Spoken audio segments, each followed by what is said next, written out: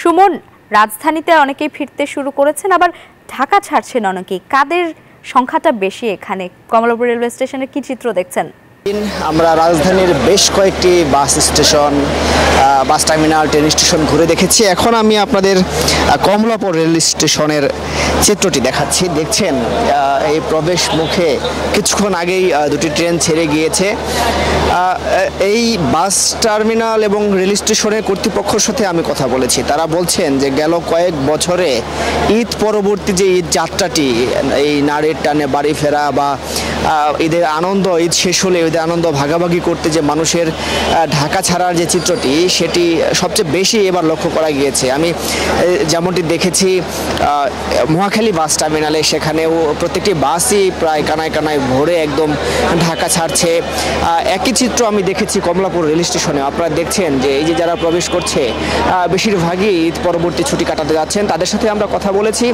তারা যেমনটি বলছেন, আপনারা জানেন এবার ঈদে কিন্তু দীর্ঘ একটি ছুটি পেয়েছে, প্রায় 10 দিনের ছুটি পেয়েছে সবাই। যারা বিভিন্ন কারণে ঢাকায় ঈদ করতে হয়েছে, তারা পরিবারের সাথে বা আত্মীয় স্বজনের সাথে এই ঈদের আনন্দটুকু ভাগাভাগি করার জন্য তারা এই মুহূর্তে ঢাকা ছাড়ছেন বা অনেকেই ঘুরতে যাচ্ছেন, দল বেঁধে ঘুরতে যাচ্ছেন।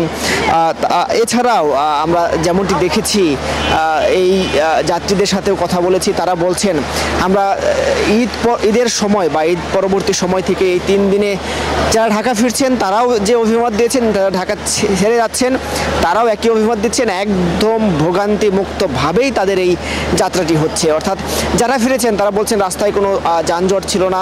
আপনারা জানেন ঢাকা এখনও কিন্তু ফাঁকা, সেই চিরচেনা রূপে ধীরে ধীরে ফিরতে শুরু করলেও সেই রূপে কিন্তু এখনও ফিরেনি। আজ ট্রেন বা বাস যুগে যারা ফিরেছেন প্রত্যেকের অভিমত একই ছিল, ভোগান্তিমুক্তভাবেই ঢাকা ফিরেছেন এবং ছুটি থাকলেও বিশেষ কারণে যাদের আত্মীয় স্বজন ঢাকায় থাকেন তাদের সাথে দেখা করতে যেমন ফিরেছেন, একই কারণে ঢাকায় যারা রয়েছেন তারা আবার ফিরছেন।